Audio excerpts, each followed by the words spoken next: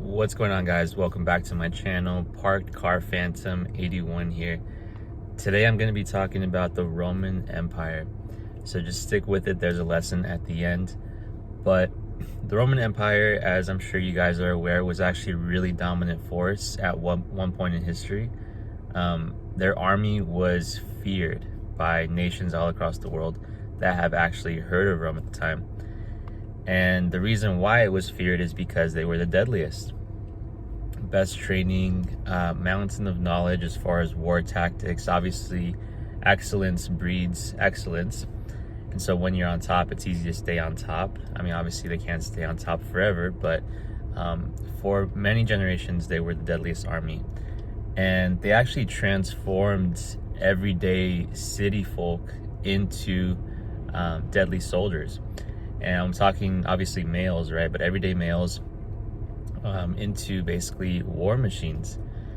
And obviously there were different classes of the army. Like gladiators were basically professional fighters, but you also had like regular infantry folk. You had maybe a level above that, depending on like the strength of the person, the height of the person, the ability of the person, etc. But with that being said, they all still had fantastic training. It's actually really interesting. Like, for example, in training, they would use swords and equipment that were heavier than what they actually used in the battlefield, so that when they were actually using the real swords, they had extra precision and extra strength to actually use their weapons. And speaking of precision and strength, they were also taught to stab rather than to slash, because stabbing was actually safer for the person that was wielding the sword because it exposed less of the body. You can actually stab with a sword and a shield a lot easier than you would a slash. Also, it was actually more deadly because a stab actually had more of an ability to actually penetrate through armor. And you really only need like 2 inches of penetration with a sword to actually have a lethal attack.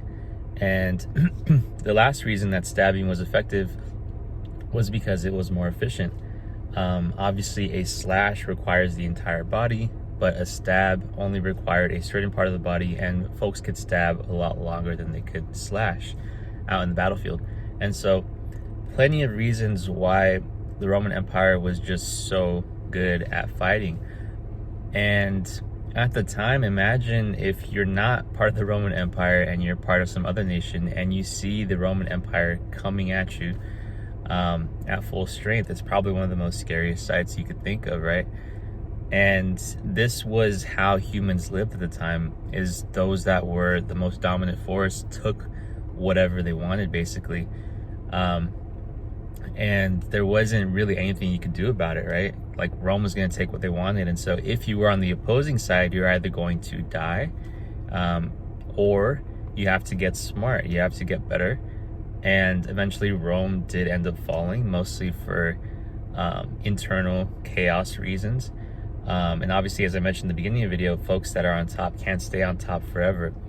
But basically what I'm trying to say is that this was the way of life of humans at a certain point in time. It's just very, very literally life or death, right? And we don't have that today anymore. But it's just crazy what humans are capable of depending on the culture. Humans are very adaptable, and so it's so easy to establish a new normal.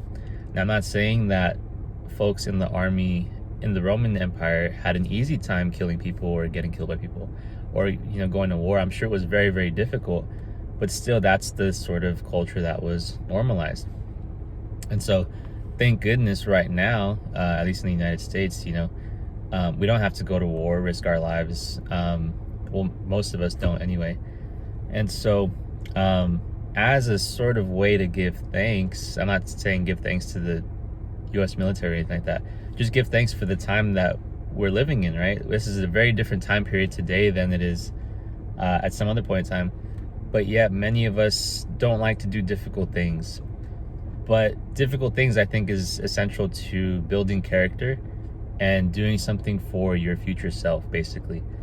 And so this is just a reminder to do difficult things And one of the easiest or best difficult thing to do is actually working out. And obviously it has a ton of benefits. So that's just an example of something difficult. Another example of something difficult is like studying or something like that. Regardless, I think putting your body, your mind, your spirit, your soul through something difficult builds talent, builds character, builds respect, and sets you apart from the rest of the crowd. So pleasures are definitely overrated in the short term. So yeah, seek difficult things. Thanks for watching. I'll catch you guys in the next video.